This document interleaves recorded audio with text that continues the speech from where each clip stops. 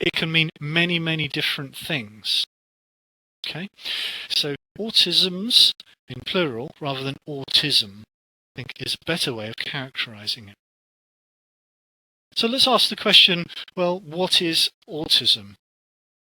As I've said, it's many different things to many different people. It is a massively disabling condition for many, many people. Usually it's first evident before the age of 3. Academics and psychiatrists, those in the medical professions, anyone who uses a diagnostic criteria or a conceptual realization of the word autism, sees it as a developmental disability.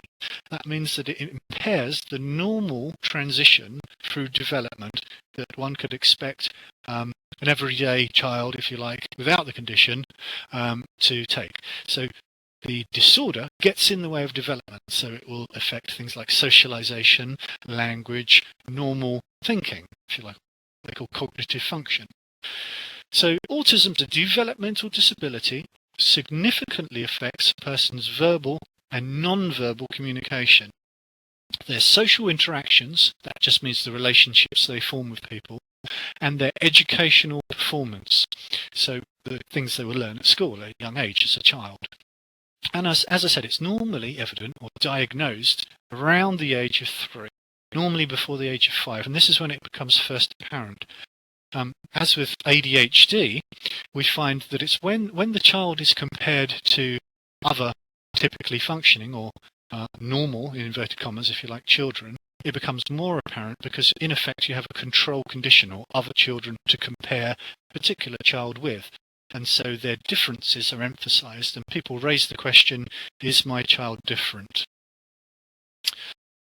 The characteristics include engagement in repetitive activities and stereotyped movement, and resistance to environmental change or changes in daily routines. So hopefully you can see that on the board there. And what's classed as unusual responses to sensory experiences. I'm just going to briefly pause because somebody's asked me to teleport them in, so I'll try and do that. Early stage, people realised that there was a subset of people that were different. They were different in very special ways, and these ways in which they were different could be clustered together. And this is how psychiatry or modern medicine deals with people who show neuro atypicality, so those with diverse expressions of how their brains and what it means to be normal in society. Those people that are different are often given these classifications, and often those are based on neurocorrelates. So there is actually something different with their brain. Now, it's still, I would say, not the end of days concerning autism. A lot of people still would suggest that we don't know what autism is, and in fact I still think it's different things to different people. But we do know there is a genetic component. So the probability of a second child being diagnosed with autistic spectrum disorder, or ASD, is about 1 in 20. And that's good evidence that there's a genetic component. And that means that it runs in families.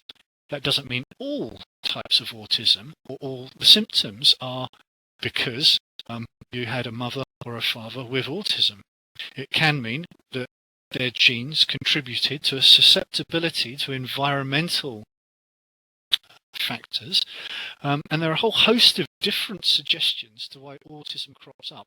It's a bit beyond the remit of this lecture to go into the causes of autism itself, except to say that it's still, for a lot of people, an unknown.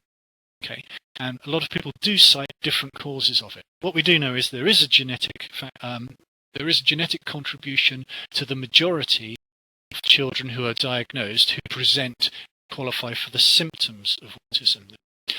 Autism generally lasts a lifetime, well into adulthood, and it's pervasive. That means that it crosses all types of, or all of the parts of a person's life. So in their jobs, in their school, in their family life, with their friends, across different domains, if you like. Affects their thinking,